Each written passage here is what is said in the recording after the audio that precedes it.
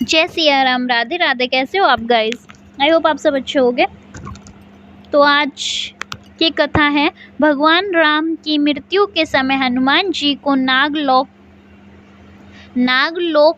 क्यों जाना पड़ा। जिस तरह दुनिया में आने वाला हर इंसान की मृत्यु निश्चित होती है, उसी तरह इंसान रूप में जन्म लेने वाले भगवान के अवतारों को भी इस धरती पर एक निश्चित समय था। वो समय समाप्त होने के बाद उन्हें भी अपने प्राण त्याग करके अपने लोक वापस लौटना पड़ता है। उसी प्रकार भगवान श्री राम भी इस लोक को छोड़कर वापस विष्णु लोक गए। भगवान श्री राम के मृत्यु वरण में सबसे बड़ी बाधा उनके प्रिय भक्त हनुमान थे।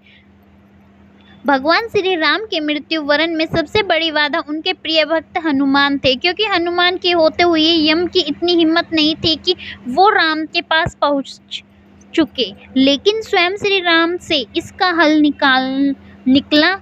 आइए जानते हैं कैसे श्री राम ने उसका हल निकाला। एक दिन राम जान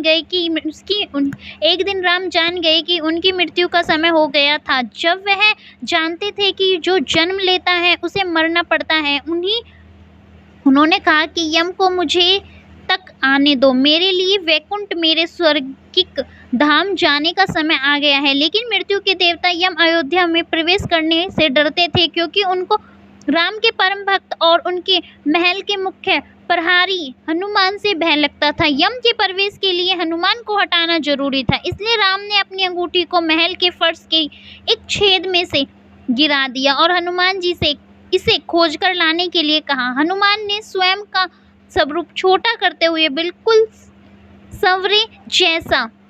भंवरे जैसा आकार बना लिया और केवल उस अंगूठी को ढूंढने के लिए छेद में प्रवेश कर गए।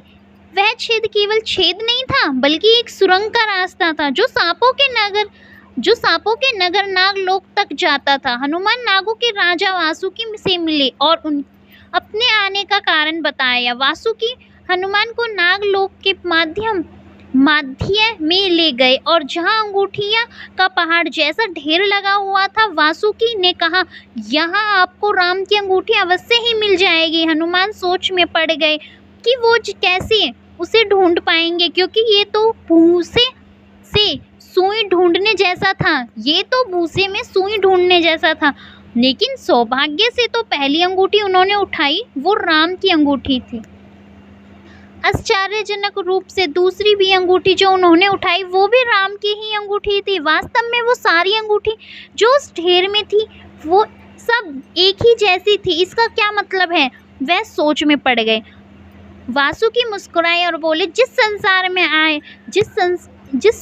में हम रहते हैं वो सृष्टि व विनाश के चक्र में गुजरती है। इस संसार के प्रत्येक सृष्टि चक्र को एक कल्प कहा जाता है और एक कल्प के 4 युग या 4 भाग होते हैं। दूसरे भाग या त्रेता युग में राम अयोध्या में जन्म लेते हैं। एक वानर इस अंगूठी का पीछा करता है और पृथ्वी पर राम मृत्यु को प्राप्त होते हैं। इसलिए यह सैकड़ों हजारों कल्पों में चली आ रही अंगूठियों का ढेर है।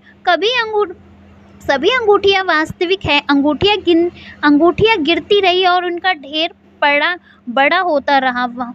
भविष्य के रामों की अंगूठियों के लिए भी यहाँ काफ़ी जगह है। हनुमान जान गए कि उनका नागलोक में प्रवेश और अंगूठियों के पर्वत से साक्षात कोई आकस्मिक घटना नहीं थी। यह राम का उनको समझाने का मार्ग था कि मृत्यु को आने से रोका नहीं जा सकेगा। राम मृत्यु को प्राप्त होंगे, संसार समाप्त होगा, लेकिन हमेशा की तरह संसार पुनः बनता है और राम भी पुनः जन्म लेंगे। Thank you for watching this video. अच्छी लगी हो वीडियो तो प्लीज़ चैनल को लाइक एंड सब्सक्राइब करना ना भूलें। Thank you for watching this video.